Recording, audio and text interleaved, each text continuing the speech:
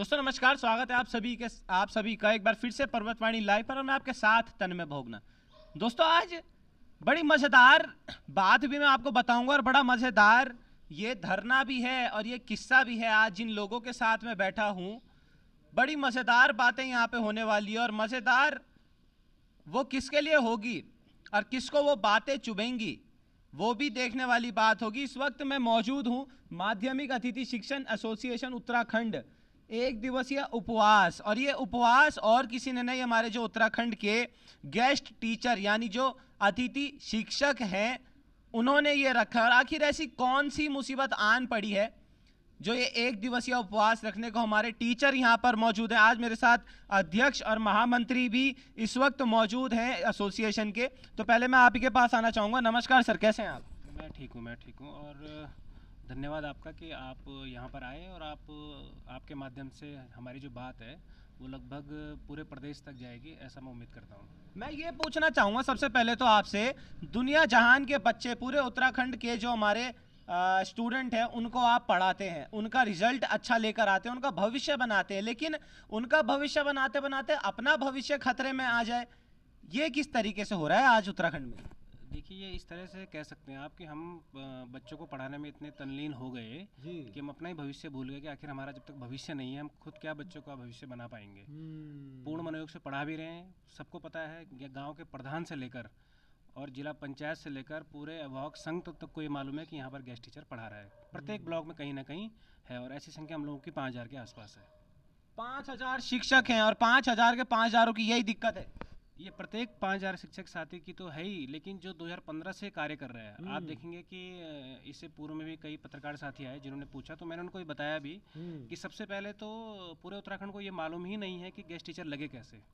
तो ये बताना भी बहुत आवश्यक है कि 1.5 लाख उस समय खुली भर्ती के माध्यम से विज्ञप्ति जारी की गई इसी निदेशालय स्तर से कि हमें चूँकि आयोग से एकदम से भर्तियाँ नहीं हो सकती हैं, बहुत सारे पद खाली चल रहे हैं, तो कहीं ना कहीं हमें ऐसी व्यवस्था बनानी पड़ेगी जहां हम तुरंत बच्चों को शिक्षक उपलब्ध करा पाएँ। तो गेस्ट टीचर ऐसी व्यवस्था 2015 में आई।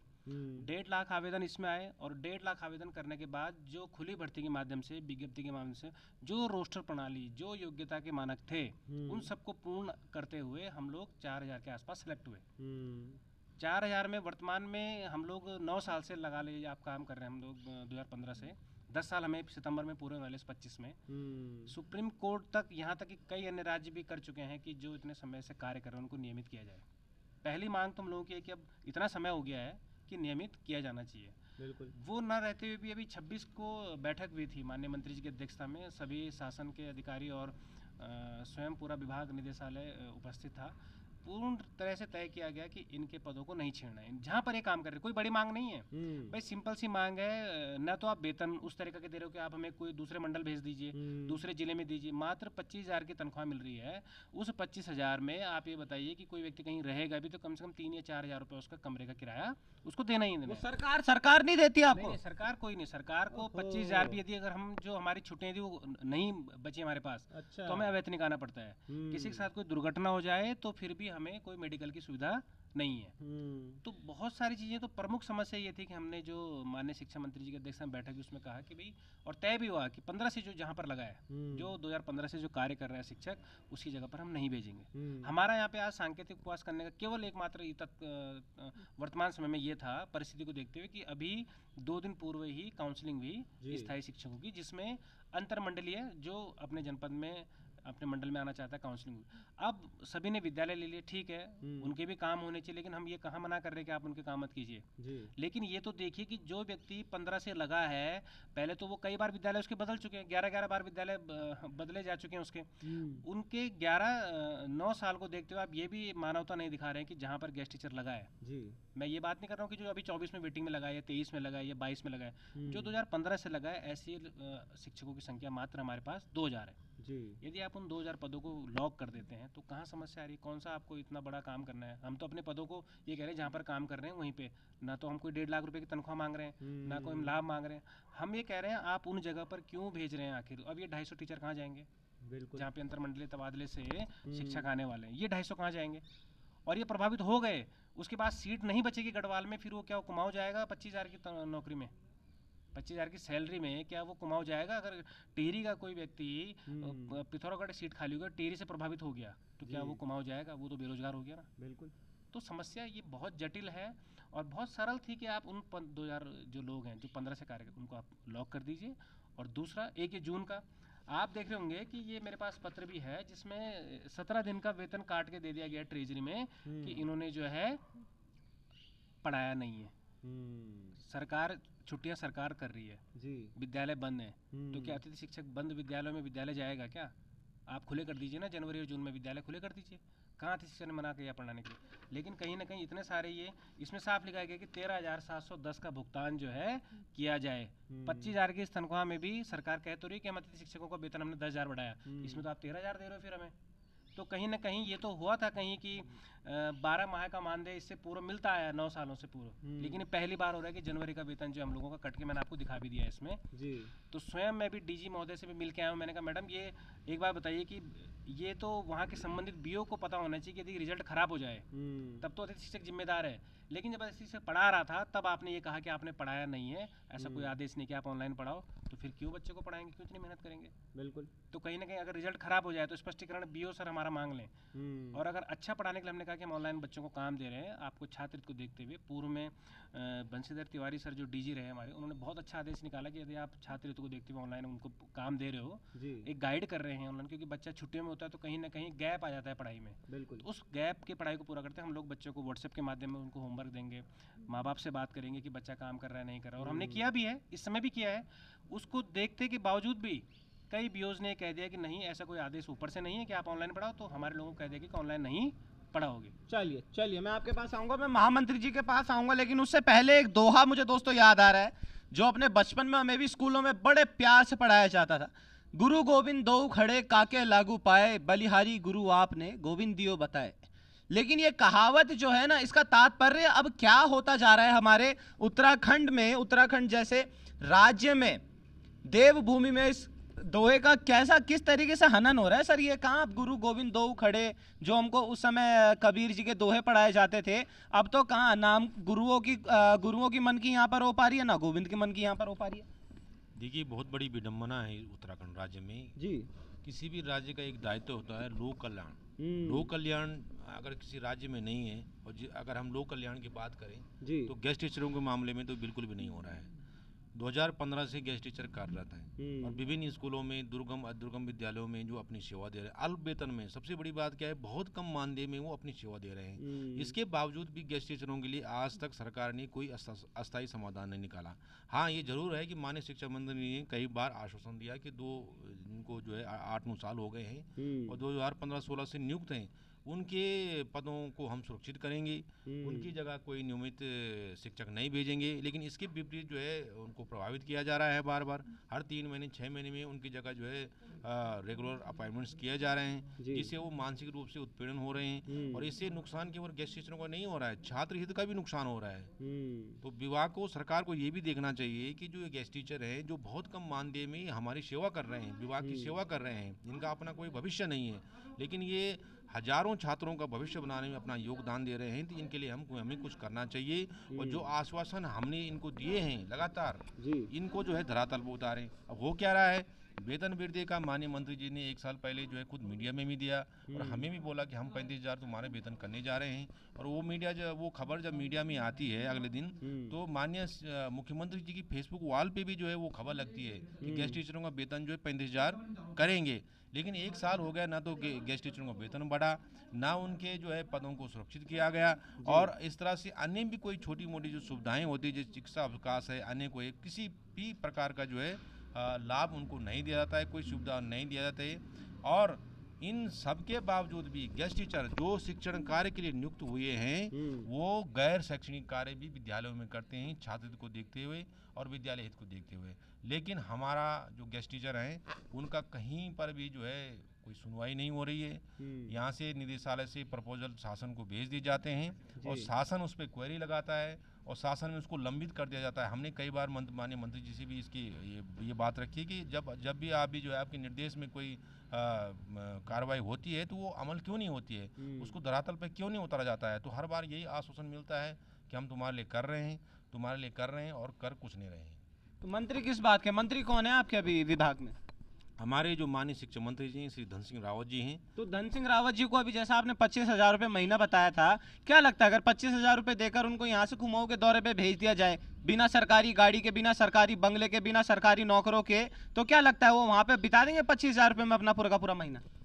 बिल्कुल नहीं बता सकते। हम तो कह रहे हैं इस महंगाई जहाँ जो है 500,000 रुपए की आज कोई वैल्यू नहीं रही है, उस परिस्थिति में इस महंगाई के दौर में आप 25,000 रुपए गैस टीचर को दे रहे हो, और उसमें से भी आप जब ये शीतकालीन अवकाश पड़ता है, किसी भी हमारे आदेश में ऐसा नहीं लिखा है, कोई आदेश ऐसा बता दी हमारा जीओ का जहाँ पे ये लिखा हो कि इनका जून और जनवरी माह का जो है वेतन काटा जाएगा, लेकिन फिर भी जो है वेतन काटा जा रहा है। तो ये तो शोषण है गैस टीचरों के खिलाफ। ऐसी स्थिति में जो एक तरफ तो सरकार और विभाग उनका मनोबल तोड़ रही है, और दूसरी उनसे ये अपेक्षा कर रही है कि ये छात्र हित में आप योगदान दें।